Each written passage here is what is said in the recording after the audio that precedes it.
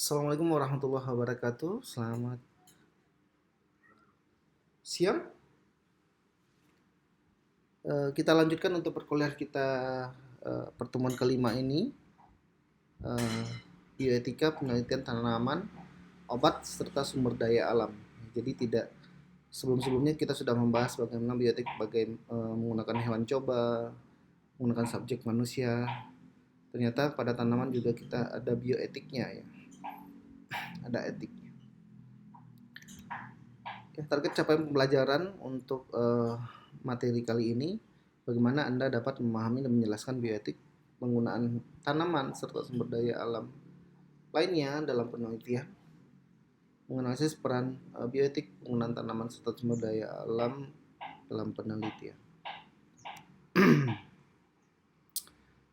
Berkaitan dengan penelitian terhadap tanaman ya, tentu saat ini sudah semakin berkembang ya.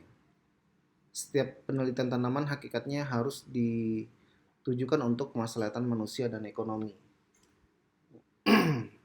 Sebagaimana kita ketahui, Indonesia merupakan negara yang kaya akan biodiversitas ya, mega biodiversitas malah gitu. Bagaimana kita menjadi negara kedua setelah Brazil. Tentu ini menjadi tantangan bagi kita ya, peluang bukan tantangan, peluang bagi kita untuk bagaimana memanfaatkan sumber daya alam ini untuk kemaslahatan masyarakat. Penelitian tanaman yang bertujuan untuk kemaslahatan manusia ya harus di mana menggunakan bahan yang baik tentunya gitu. Mempersiapkan dengan benar, mengikuti prosedur yang benar serta menghasilkan produk yang baik.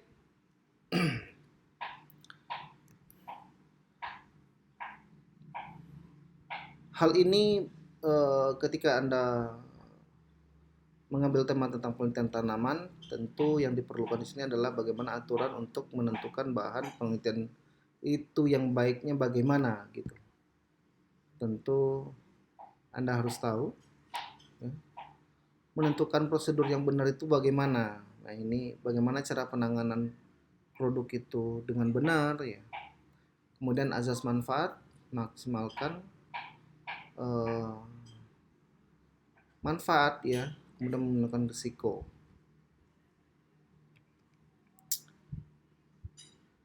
Nah, sebelum kita masuk ke dalam beberapa penjelasan lebih lanjut ya, tentu kita mengenal dulu bahan baku untuk penelitian tanaman itu sendiri. Di mana penggunaan bahan yang baik itu meliputi di mana memiliki nilai lebih ya. Bahan baku yang kita gunakan bernilai apakah dia bernilai komersil, ya, apakah dia bernilai sebagai obat, apakah dia bernilai sebagai pangan, ya, nilai dari bahan itu sendiri. Kemudian cara mendapatkan bahan tersebut serta faktor dalam bahan tanaman yang Anda teliti. Apa manfaatnya dari tanaman itu? Ya, protein apa yang dihasilkan, vitamin apa, perlu nggak dikembangkannya, maupun faktor luar atau lingkungan dari tanamannya itu menjadi sebuah pertimbangan juga ketika Anda melakukan penelitian tentang tanaman. Prosedur dalam penelitian tanaman ya, bagaimana yang pertama itu prosedur untuk mendapatkan bahan, prosedur penanganan bahan, prosedur pelaksanaan penelitian, prosedur pelepasan produk penelitian harus dilaksanakan dengan benar ya. Untuk penelitian tanaman sendiri banyak ya, sudah berkembang sangat baik ya, mulai dari riset dasar, terapan, mulai dari pemulihan tanaman, budidaya sudah sampai pasca panen ya. Anda dapat mengaksesnya nanti di jurnal-jurnal tentang tanaman, silakan dipelajari sendiri. Yang pertama kita akan bahas ya sedikit tentang pembagian eh, apa-apa saja yang menjadi riset tentang tanaman itu sendiri. Yang pertama adalah tanaman obat atau obat tradisional. Di lingkungan Anda, tempat tinggal Anda, tentu Anda sudah banyak sedikitnya kenal tentang obat tradisional maupun tanaman obat. Ini dua hal yang berbeda, tanaman obat dan obat tradisional. Kita akan lihat apa itu. Ya. Apakah pengembangan obat tradisional atau tanaman obat harus mengikuti tahap pengembangan obat terbaru?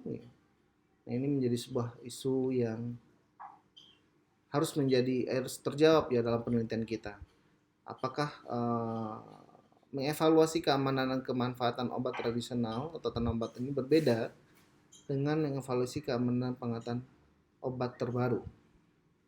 Kemudian kalau harus ada dibedakan, dimensi apa yang harus dibedakan? Ya. Apakah dari segi tahapannya, desain penelitiannya, atau akuntabelitasnya ya? Atau CUKB. CUKB ini adalah cara uji klinik yang baik. Nah, apakah uji klinik obat tradisional atau tanaman obat untuk keperluan industri ya, harus melalui BPOM terlebih dahulu. Artinya dia sudah mendaftarkan bahwasanya obatnya aman secara pangan dan harus dibedakan dengan uji klinik jamu untuk keperluan komunitas. Nah, sekarang ini kita lihat jamu-jamu yang beredar di pasaran itu tanpa BPOM ya, sehingga banyak ditangkap ya. Adanya obat yang ilegal, peredaran obat yang ilegal tanpa melalui proses BPOM terlebih dahulu. Ini adalah langkah-langkah uji klinik obat sebelum dipasarkan. Anda bisa lihat ada beberapa ketika Anda ingin menemukan sebuah senyawa baru yang tentunya Anda belum tahu fungsinya apa, ya tentu harus ada percobaan terlebih dahulu. Apa yang harus Anda lakukan? Ya, ini adalah tahapannya. Yang pertama, Anda menemukan senyawa baru itu sendiri. Kalau seandainya Anda ingin menargetkan suatu senyawa yang sudah, misalkanlah kurkumin ya, pada tanaman kunyit ya. Kemudian keputusan pengembangannya ya, mungkin secara ini apakah tanaman ini berlimpah, apakah pembudidayaannya mudah ya, sehingga tahapan ini tidak menjadi permasalahan bagi Anda. Kemudian uji preklinik, artinya senyawa tersebut Anda uji terlebih dahulu di laboratorium secara in vivo ya ataupun in vitro. In vitro ke dalam sel ya, sel lain ya, yang kemudian kalau in vivo itu menggunakan hewan coba. Kemudian mengajukan persetujuan uji klinik obat baru kepada BPOM ya. Kalau seandainya sudah memberikan pengaruh yang nyata terhadap uji preklinik Anda, Anda boleh mengajukan bahwasanya ini obat sudah teruji secara preklinik. Nah, boleh diajukan secara BPOM. Kemudian uji klinik fase 1 ya, Anda menggunakan segelintir sedikit orang ya, fase subjek. Kemudian uji klinik fase 2 nanti kita lihat apa-apa saja nih. Fase 1, fase 2, kemudian fase 3 penyerahan dokumen ya, setelah dinyatakan lulus baru nanti sah ya. Ada penyerahan dokumen, kemudian review oleh Badan POM dokumen, kemudian baru persetujuan edar. Nanti tadi ada beberapa fase yang harus dilewati ketika Anda ingin melakukan langkah-langkah uji klinik tanaman obat ya. Fase 1 itu dimana dia aman ya, toleran terhadap subjek yang normal saja atau sedikit. Kemudian fase 2 itu bagaimana di sini Anda telah mengeksplor ya perbedaan atau efisiensi dari sejumlah subjek. Kemudian baru adanya studi yang lebih besar lagi ya, dengan jumlah pasien yang lebih besar atau jumlah subjek yang lebih banyak tentunya. Kemudian baru fase 4 itu strategi marketing dalam marketnya ya, maksudnya ini sasarannya.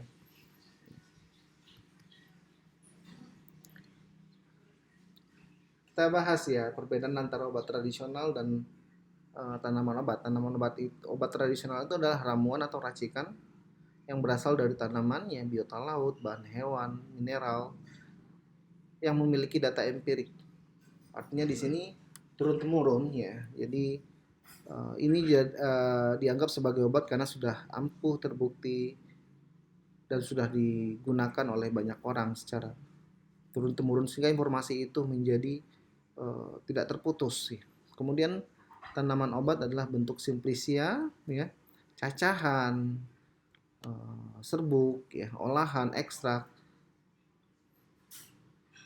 dan belum tentu ya selamanya eh, tanaman obat ini memiliki data empirik. Hanya sebagian besar riset saja yang sudah melakukan bahwasanya tanaman ini sudah teruji seperti itu. Nah, ini salah satu contohnya ya, obat tradisional ke produk fitofarmaka ya.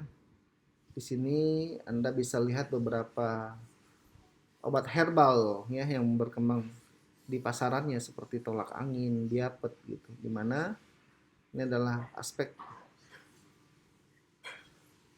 mereka terlebih dahulu melakukan pendekatan uji klinik untuk mendapatkan obat baru ya. Yang pertama itu adalah men-screening ya senyawa aktif yang dihasilkan oleh tanaman itu sendiri ya. Kemudian diidentifikasi mana yang berpotensi sebagai obat, mana yang tidak ya. Kemudian ada uji farmakologi dan toksikologinya. Farmakologi ya tentu terhadap hewan coba, kemudian toksikologinya obat ini atau senyawa ini memiliki efek samping atau tidak. Baru masuk ke uji di sini sudah masuk uji preklinik ya tentunya. Baru masuk ke uji klinik fase 1, 2 dan 3, persetujuan obat, kemudian baru temukan obat baru ya. Kalau seandainya pendekatan uji mutu, keamanan dan kemanfaatan untuk mendapatkan obat tradisional Pak, yang pertama itu Anda melakukan eksplorasi praktek ya, observasi di masyarakat, observasi kliniknya. Di sini lebih bagaimana prosesnya ya, apakah itu pengujian mutu dan keamanannya ya, replikasi metode dipraktekkan, kemudian pengembangan standar pelayanan, dan informasi yang tersedia terhadap tanaman yang Anda kembangkan. Desain studi penelitiannya pertama adalah prinsip sesuai CUKB ya, di mana kita melakukan uji kliniknya sudah sesuai atau belum gitu, atau CUKB cara uji klinik yang baik itu seperti apa. Kemudian standarisasi intervensi, metode dan bahan yang Anda gunakan apakah sudah benar ya, sudah berkualitas. Kemudian herbal, tanaman obat atau obat tradisional itu sebagai bahan alami bukan zat murni, melainkan sekelompok ramuan atau kandungan kimia. Artinya di sini secara keseluruhan ya. Biasanya kan kalau misalnya kita mengekstrak suatu tanaman atau jamu atau obat herbal di lingkungan kita, kan kita tidak menentukan senyawa A, senyawa B, senyawa C, tapi secara keseluruhan. Kemudian populasi studi, kelompok kontrol, penggunaan banding. Kemudian persyaratan bahan atau metodologi bagaimana harus memiliki dukungan. Yang pertama itu data epidemiologinya ya. Epidemiologinya ini tentu Anda bisa dapatkan di masyarakat tentunya. Bagaimana obat ini bisa digunakan secara turun-temurun ya, dan sudah terbukti khasiatnya. Kemudian data mutu memenuhi standar atau tidak ya, jika tidak ada bukti empiriknya atau kandungan kimianya harus jelas ya, jangan sampai nanti informasi yang Anda berikan malah merugikan. Kemudian data praklinik ya harus valid sesuai dengan kaidah etik. Kemudian secara uji dia memiliki GLP yang baik atau good laboratory practice, pengujiannya benar. Kemudian data formulasi, bagaimana dosisnya ya, GMP-nya good manufacturing practice untuk menjamin dosis dan stabilitas, karena memang obat itu bekerja sesuai dengan dosis ya. Terlalu banyak juga tidak baik, akan toksik. Dan beberapa problem yang biasa yang terjadi di lapangan itu, kita yang pertama itu salah identifikasi, karena kita tidak bisa membedakan antara obat satu tanaman yang satu dengan tanaman yang lain gitu, karena secara morfologi bentuknya sama gitu, secara daun bentuknya sama, sehingga ada beberapa orang, oh ini misalkan ini adalah sabiloto, ini adalah kecubung dan lain gitu, itu yang menjadi. Kemudian terminologi satu tumbuhan itu banyak nama di daerah gitu. Nah ini juga menjadi, kemudian salah autentifikasi, salah produksi. Satu sediaan memiliki ribuan senyawa aktif. Nah ini yang kita tidak tahu senyawa aktif yang lain itu fungsinya buat apa. Kemudian adanya kontaminan, proses produksi, dan komposisi ramuan yang tidak tepat. Ini salah satu contohnya. Tapak dewa dan kecubung itu memiliki daun yang sama ya. Kadang orang bilang, oh, ini tapak dewa, ini kecubung. Ini yang harus diperjelas. Kemudian anjarannya atau sambiloto. Di beberapa daerah itu ada namanya macam-macam ya. Ada ambung-ambung, Melayu ada ketul kebo, ketul sapi di Jawa. Kemudian kajian etiknya ya, yang pertama itu dalam penelitian tanaman obat ini dasar etik ya, harus jelas. Sama seperti bioetik terhadap penelitian kesehatan subjek manusia ya, ada respect for person, beneficence, justice. Nah ini tiga ini adalah kunci dari prinsip etik yang harus digunakan dalam sebuah penelitian ya. Ada kaitannya dengan tradisi, etika agama ya. Kemudian etik makro, GAP, GMP, GLP, GCP-nya harus komplit ya, harus jelas ya, harus bagus. Kemudian mutu standar dan keamanan bahan atau metode ujinya, perlakuan terhadap subjek, proses konsen ya, mengerti etik uji klinik ya. Ini beberapa hal yang harus Anda lakukan: studi epidemiologi, observasi klinik, uji praklinik, GLP ya. Kemudian uji klinik sesuai dengan GCP. GCP ini adalah good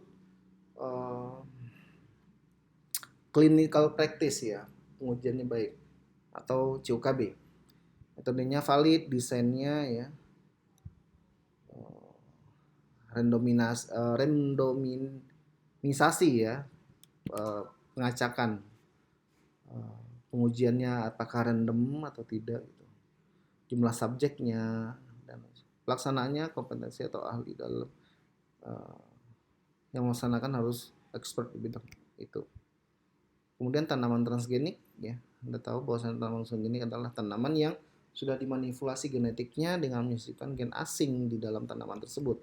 Bagaimana tentu di sini juga memiliki tahapan yang berbeda juga ya, cara penanganannya tidak sama dengan tanaman obat dan lain sebagainya. Karena ini sudah menyangkut tentang, di sini ada beberapa tahap yang harus dilewati ya ketika kita mau rilis tanaman transgenik itu ke lapangan. Yang pertama itu adalah FUT ya, fasilitas uji terbatas dan lapangan uji terbatas. Nah, di sini ada yang mengontrol ya. Di sini disebut dengan Komisi Keamanan Hayati Produk Rekayasa Genetik, KKH-PRG. Ya.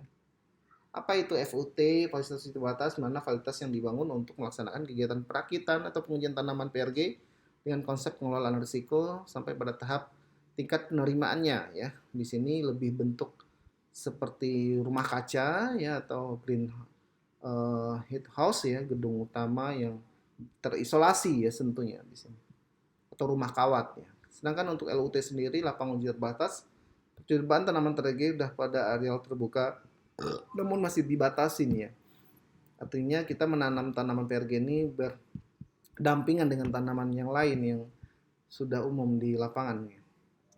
Kemudian pencegahan lepasnya gen melalui serbuk sari atau biji, pengaruh tanaman dikonsumsi oleh manusia dan hewan ya, aman secara lingkungan, pencegahan lepasnya PRG dari area percobaan, penanaman sudah mendampingi dengan tanaman yang biasa. Nah ini contohnya, fasilitas uji terbatas ini adalah bentuk terbatas ya, aksesnya tidak. Kemudian ini ada FUT ya, di sini Anda lihat ini lapangan. Namun di sini sudah ada semacam papan nama yang komplit ya, yang sudah menjelaskan informasi tentang PRG itu sendiri. Oke, ini data yang harus dikumpulkan, data primer, data sekunder. Nah, ini pandangan terhadap tanaman PRG dari aspek agama dan sosial. Nanti Anda bisa baca ya. Ini aspek etika dan estetika. Menurut aspek ekonomi, aspek kesehatan, dan aspek lingkungan ya.